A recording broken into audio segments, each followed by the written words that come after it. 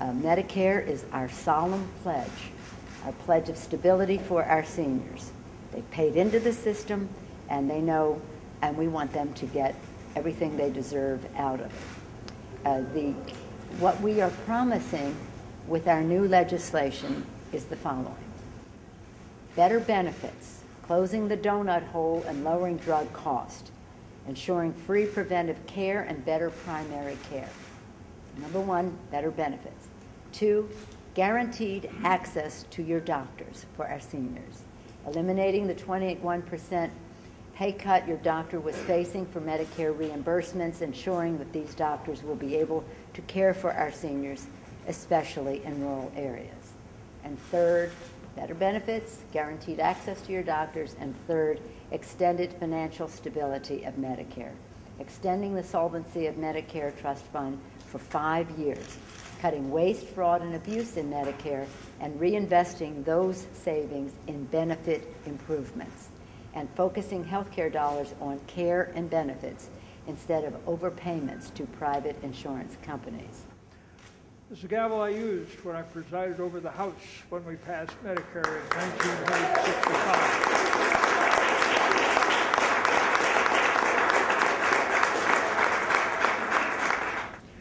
I want to read to you some of the comments that my Republican colleagues were making when I was sitting up in the chair using this gavel. Here's what Carl Curtis, senator from Nebraska, said about Medicare. It is not needed. It is socialism. It moves the country in a direction which is not good for anyone, whether they're young or old. It charts a course from which there will be no turning back. It is not only socialism, it is brazen socialism. Sounds a little like what they're saying about the health bill that we're pushing. I stand here as a senior, absolutely appalled at what I've heard all summer. Absolutely appalled. Max Richmond is somewhere here, my vice president. We've gone around the country and done town hall meetings with members of Congress. And I hear things that are absolutely wrong. And all that din and all that noise doesn't tell what the Speaker Pelosi's bill does.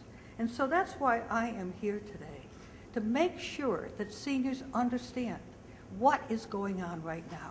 And you know, here's the big problem. Seniors think, and they've been told, if we don't have health care reform, then they can have the status quo. Well, they can't, because health care costs are increasing. We all know about how much all health care costs are increasing. We know, as you've heard before today, that the status quo is unsustainable. American seniors included simply can't afford to keep paying the rising costs of health insurance, and our seniors shouldn't have to choose between necessary prescription drugs and paying their utility bills. The House bill does a great deal for seniors. It waives deductibles and co-pays for preventative care, improves quality and lowers costs, extending the solvency of the Medicare program, and cracks down on unscrupulous companies who would take advantage of our seniors. Significantly, the bill will reduce and eventually eliminate the prescription drug donut hole. There is no issue that I hear more from my seniors than closing the donut hole in Medicare Part D. I'm Jerry Johnston, and I'm a casualty of the Medicare donut hole. Last year, as I was refilling a prescription, I was told that I owed $100. I thought, they must be mistaken, since I hadn't been asked to pay that much before.